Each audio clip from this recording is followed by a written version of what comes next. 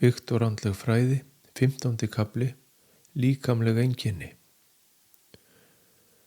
Þegar hinnar andlegu æfingar hafa verið stundar í nokkur tíma, það er að segja hugleiðsla, breytt hugafar, bænir og fyrirgefning, þá á hinn vaknað að byrja að skynja orkubreytingu í líkama sínum.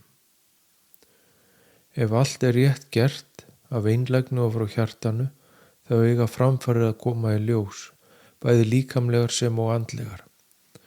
Orkan á fljótlega að byrja að streyma niður líkamann, þó aðalega höfuðið til að byrja með. Þessi orka léttir á öllum ótta því hér er egóið byrjað að gefa eftir, en eins og áður sagði þá lokar egóið fyrir hvirfilstöðuna efst í höfðinu. Á meðan hún er að opnast getur viðkomandi upplifað þrýsting í höfðinu sem á höfuðverk. Mikilvægt er að halda áfram og láta líkamlega verki sem fylgi andlegri opnun ekki trufla sig.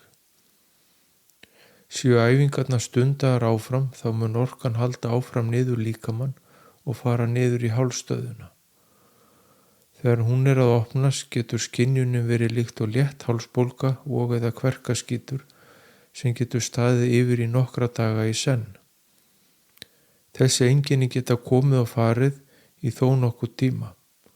Orkan í líkamannum sem á orkuflæðið á að aukast jafnt og þétt séu andlegar æfingar stundaðar reglulega.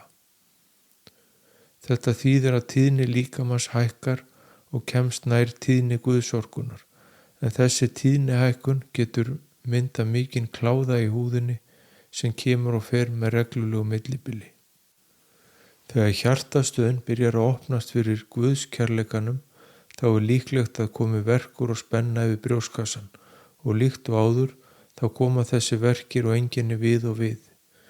Því það eru átök í líkamannum þegar hann er að opnast fyrir hærri og hreinni orku og leið er hann að losa sig við gamla orku sem situr í vefjum líkamanns frá fortíð.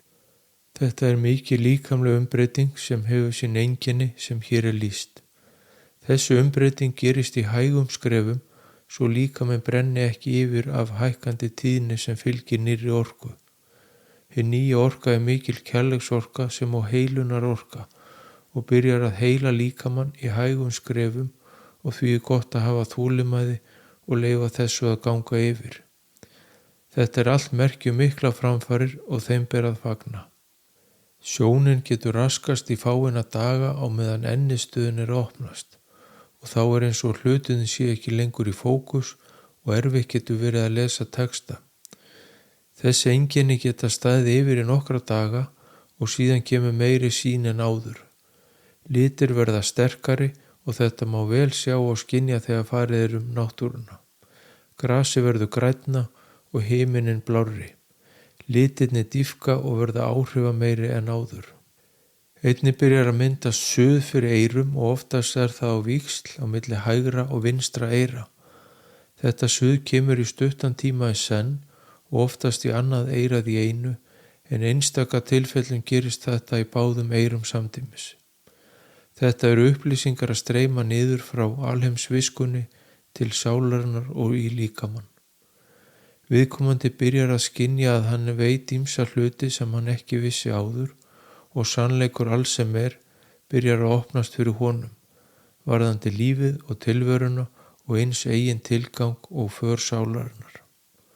Allt í einu er viðkomandi komin með vitneskju og visku sem nýtast til framdráttar í hinni andlegu för.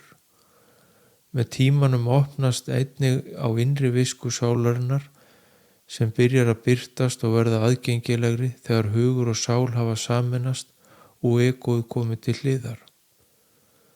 Þannig fækkar öllum þeim spurningum sem voru hjá viðkomandi í upphafi, því smá saman koma svörin við öllum spurningunum innanfrá.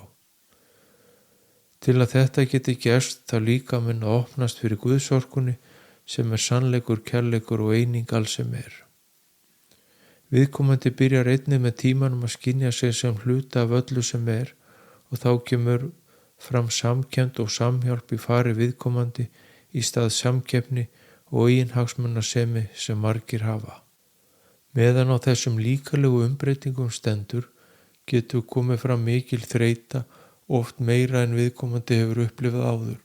og því afar mikilvægt að hvílast og sofa þegar þreytan kemur yfir. Mikilvægt nú sem ávallt að hlusta á líkamann og þarfir hans og ekki að pína sig áfram því slíkt gerir lítið annað en að hægja á ferlinu.